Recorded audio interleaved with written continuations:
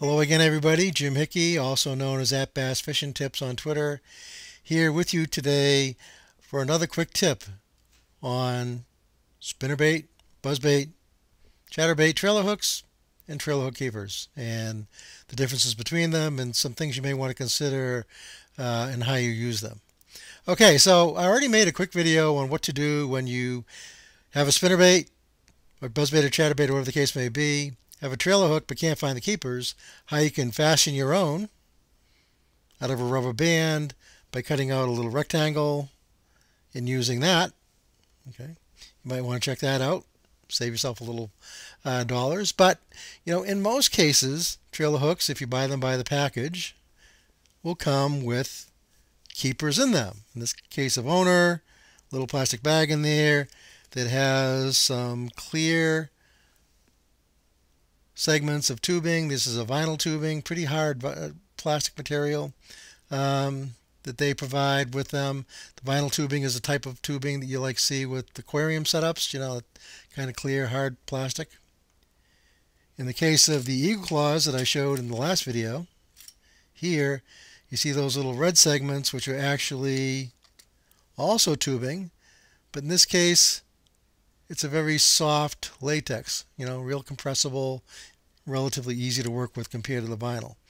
I never use the vinyl tubing. I'll always throw those away. And but one thing both of these companies in particular will tell you or advise you on how to use these tubings is to take those sections of tubing and place those over the eye of your trailer hook. And then to take that trailer hook and slide it down onto your bait. In this case I have a chatterbait, where it's done exactly as they show you how to do that, and it stays out nice and straight. One big problem though, if you knock this thing over to the side, it wants to stay there. Same thing with the other way. So if you're working this thing around any sort of cover where it won't get hung up, but it bounces into something and gets knocked to the side, and then a fish comes into the side again, the trailer hook is virtually useless. Okay. When I showed you how to make a spinnerbait, or the trailer hook to put on the spinnerbait out of the little rubber band, that's a free swinging trailer hook, right? Let me get the skirt out of the way here, get that back there. There's nothing holding that in place, so it moves around and it'll basically trail behind the bait as you're bringing this thing through the water. So I like to do that. So as I said, as far as the hard plastic tubing, the vinyl tubing, I don't really use those, kind of throw those out most of the time, all the time, virtually. And I will use the latex tubing. Oftentimes I'll cut it in half, but I don't use it over the eye of the hook like they show you how to do it.